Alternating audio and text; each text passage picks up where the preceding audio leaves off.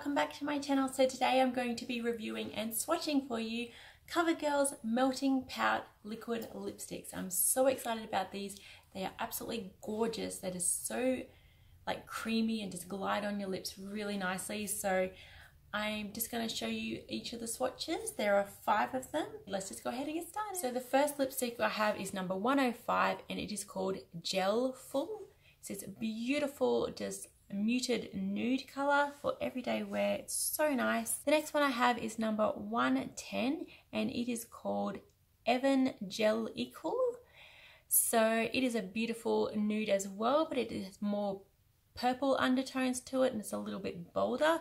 Really like that as well. The third one I have here is number 100 and it is called GELEBRITY. So as you can see, a fun sort of gel names to these. Fourth one I have is 130 and it is called Don't Be Jelly and it's a beautiful like grape purple shade.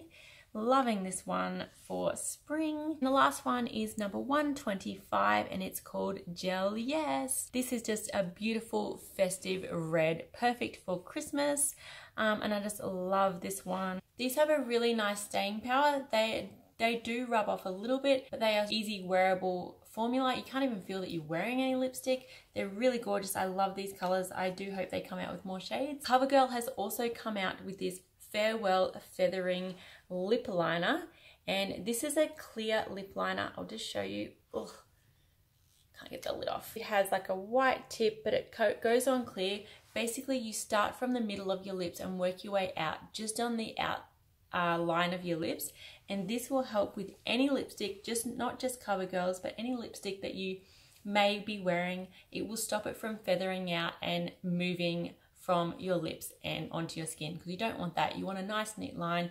This will definitely help with that, so I highly recommend using it. So that's it guys, that's my 5 swatches. I really hope you enjoyed them. Let me know which one is your favorite in the comments below.